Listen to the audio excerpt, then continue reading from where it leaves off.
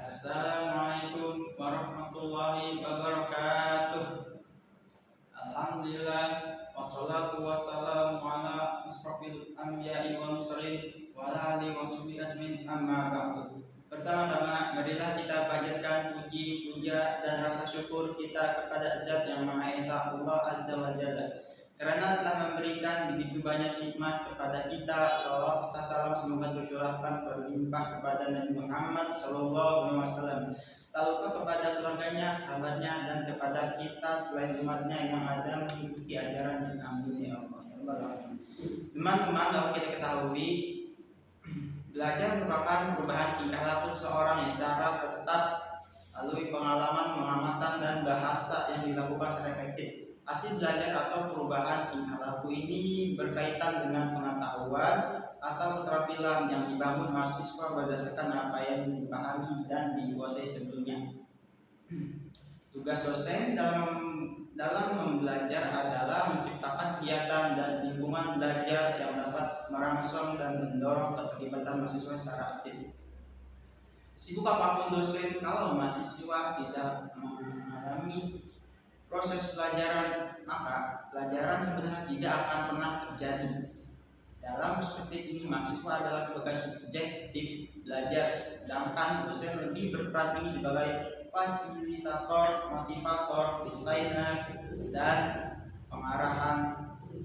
Pendidikan bahasa Indonesia tidak terlepas dari proses pemerolehan bahasa peserta didik. Bagaimana peserta didik menguasai sebuah bahasa itu sendiri mengalami permasalahan yang dipengaruhi oleh beberapa faktor seperti adanya faktor biologis, faktor lingkungan sosial, interagasi maupun faktor inovasi. Problematika pembelajaran bahasa Indonesia berdosen pada ini secara umumnya dan sangat mendasar dalam ilmu pendidikan. Diarika mengatakan bahwa pendidikan adalah memanusiakan manusia muda, mengangkat manusia muda ke ta'aruf insani. Itulah yang menjelmai dalam sebuah perbuatan pendidikan. Pengertian dalam Theory of Education menyebutkan bahwa pendidikan adalah proses di mana seorang mengembangkan kemampuan, proses sikap, dan membentuk tingkah laku dirinya dalam masyarakat dimanapun hidup.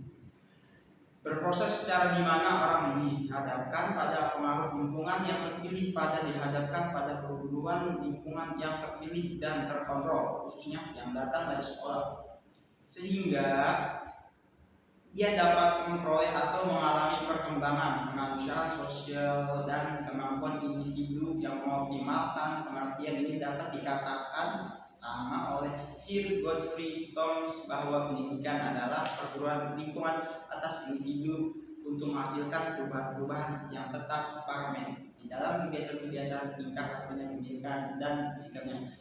Nah, Undang-Undang Nomor 20 Tahun 2003 tentang Sistem Pendidikan Nasional menyebutkan bahwa kurikulum adalah seperangkat rencana dan pengaturan mengenai tujuan, isi, dan bahan pelajaran secara yang digunakan sebagai pedoman yang menyelenggarakan kegiatan pembelajaran untuk mencapai tujuan pendidikan tertentu. Berdasarkan pencapaian tujuan pendidikan tertentu, berdasarkan pengertian tersebut ada dua dimensi kurikulum. Yang pertama adalah rencana dan pengaturan mengenai tujuan, isi, dan bahan pelajaran, sedangkan yang kedua adalah cara yang digunakan untuk kegiatan pembelajaran.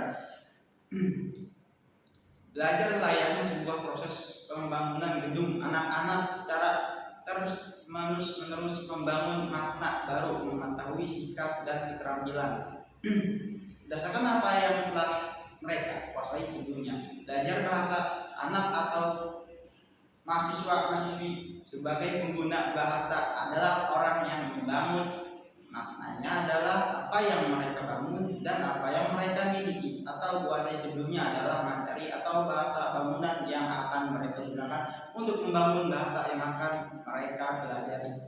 Belajar dikatakan sebuah proses yang akan mereka pelajari. Belajar dikatakan sebuah proses yang menambah bagian dari bagian informasi baru dan apa yang telah mereka ketahui dan kuasai sebelumnya. Proses belajar terjadi ketika mahasiswa dapat menghubungkan apa yang telah mereka ketahui dan apa yang mereka temukan melalui pengalaman belajar yang dilaluinya.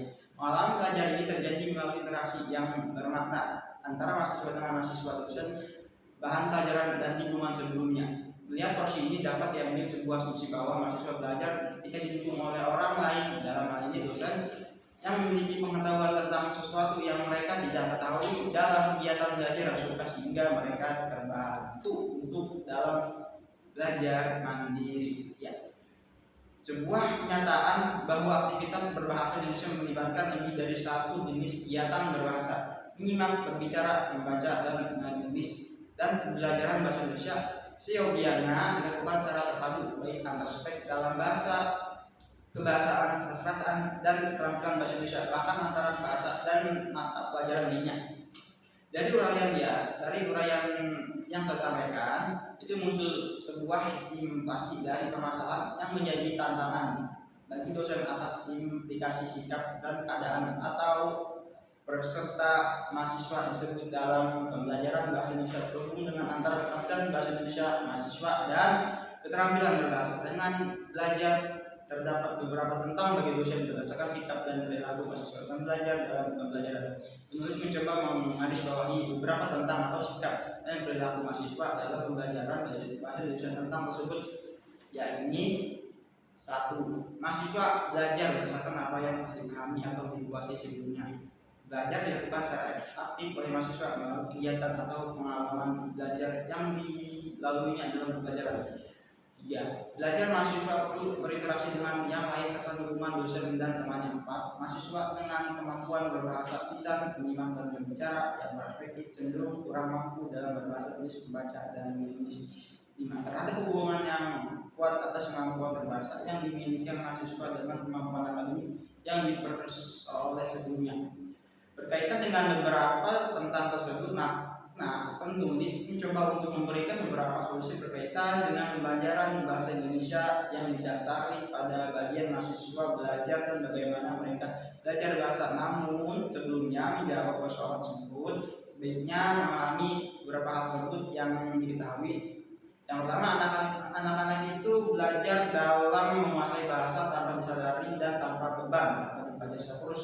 2. Anak dalam belajar sebuah komponen sistem dan keterampilan bahasa dipelajari secara terpadu, belajar bicara sekaligus bahwa menyikapi. 3. Anak belajar bahasa secara terhadap terjadi seiring dan kebutuhan anak dalam berkomunikasi secara berhubungan fisik, intelektual, dan sosial. 4. Anak belajar dari yang sederhana menuju yang rumit, dari yang dekat menuju yang jauh, dan yang dari konvensional menjadi abstrak. 5. Anak belajar bahasa dilakukan secara alami dan langsung dalam konteks konteknik. Belajar bahasa terlebih dulu belajar teori bahasa, tetapi melalui pengalaman langsung dalam kegiatan berbahasa. 6. Anak belajar bahasa Indonesia dilakukan melalui strategi uji coba dan strategi melalui contoh, salah satunya cara belajar bahasa. 7. Anak belajar bahasa karena ini perlu memahami apa yang disampaikan oleh orang lain. 8. Anak belajar bahasa karena ia berkeinginan untuk dapat dirinya mengekspresikan pikiran dan perasaan tentang dirinya.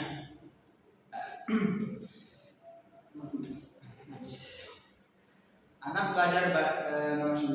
Anak belajar bahasa bukan demi bahasa itu sendiri, tetapi karena fungsi bahasa segala alat komunikasi peran personal dan sosial. Selaras dengan permasalahan tersebut, maka paradigma atau secara pandangan pelajaran bahasa Indonesia perdosen tinggi berdasarkan tantangannya yang teratur dalam 5. Problematika yang dialami mahasiswa dalam belajar sehingga mahasiswa dapat belajar secara mandiri dapat dijabarkan dengan solusi bagi dosen yang saya jelaskan sebagai berikut. 1. Mahasiswa belajar berdasarkan apa yang telah dipahami atau dikuasai sebelumnya.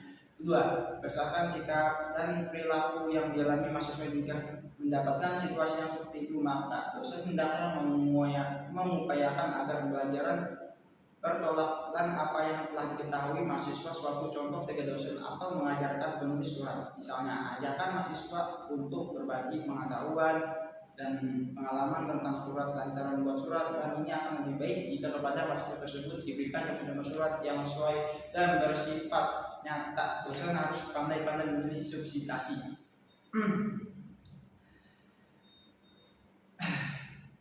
Dosen harus pandai-pandai memilih substitusi yang akan dipelajari mahasiswa sehingga tidak terlalu mudah atau terlalu sulit. Berarti dosen memahami terlebih dahulu pengetahuan apa yang ditampilkan yang telah dimiliki mahasiswa yang berkaitan dengan sesuatu yang akan dipelajari. Caranya dapat melalui presentasi atau pernyataan yang dilontarkan oleh mahasiswa di awal pembelajaran. Jika mengetahui kemampuan mahasiswa dan menganggap materi yang disusun tersebut dirasakan sulit buat mahasiswanya, maka perlu disederhanakan kembali sehingga mahasiswa dapat dipelajari dengan baik. Selanjutnya, belajar dilakukan secara aktif oleh mahasiswa melalui kegiatan atau pengalaman belajar yang dilalui dalam pembelajaran. Melalui asumsi di atas, maka mahasiswa yang berperan sebagai pusat pembelajaran bukan dosen mengingat situasi tersebut, maka dosen perlu melakukan tindakan seperti memilih, merancang, dan mengorganisasikan kegiatan atau pengalaman belajar menjadi lebih baik dan bermakna. Menarik di sini, menata pembelajaran atau kegiatan pembelajaran diarahkan pada pemilihan materi yang dirujuk pada mahasiswa sehingga menantang dan mahasiswa tidak merasa terbebani. Misalnya, ketika pembelajaran pembacaan mahasiswa tidak hanya diajak untuk membaca pada buku teks saja, tetapi bisa diajak membaca melalui media majalah, anak-anak yang bergambar atau internet. Kemudian diberikan beberapa pertanyaan yang berkaitan dengan wawancara sejenis yang dibacakan sesuai dengan kemampuan berbahasa mereka. Bermakna di sini maksudnya kegiatan belajar tersebut disesuaikan dengan kebutuhan anak tujuan belajar tersebut. Selanjutnya, belajar mahasiswa perlu berinteraksi dengan yang lain serta dukungan dosen yang temannya mengacu pada kebutuhan mahasiswa tersebut. Maka dosen perlu merancang kegiatan belajar bukan hanya dalam bentuk klasikal atau individual, tetapi bisa melalui kelompok. Tindakan lain, dosen berinovasi dengan melibatkan sumber belajar lain yang berkompeten mendukung proses pembelajaran, misalnya observasi terhadap orang tua atau masyarakat sekitar yang memiliki keahlian atau profesi tertentu yang dengan teknik wacana, sehingga mereka mendapatkan pengalaman langsung yang mengacu pada kemampuan berbahasa yang mereka miliki. Proses lain tindakan itu akan memberi perubahan tingkah laku mereka, latihan pengalaman yang dilakukan secara aktif sehingga hasil belajar yang berupa pengetahuan, sikap, keterampilan yang telah dimiliki semakin meningkat. Tentunya mahasiswa dengan kemampuan berbahasa lisan, membaca dan menulis, terdapat hubungan yang kuat atas kemampuan berbahasa yang dimiliki mahasiswa dengan kemampuan akademik yang diperoleh sebelumnya. Ya, itu saja yang saya jelaskan mungkin dari akhir penutupan yang saya bisa rangkumkan adalah dalam kaitannya belajar bahasa di sekolah, khususnya perdosenan perguruan tinggi. Dosen belum memahami bahwa sebelumnya masuk ke perguruan tinggi universitas, mahasiswa telah belajar melalui komunitasnya. Mereka belajar bahasa menyimak, berbicara, membaca, dan menulis bukan demi bahasa itu.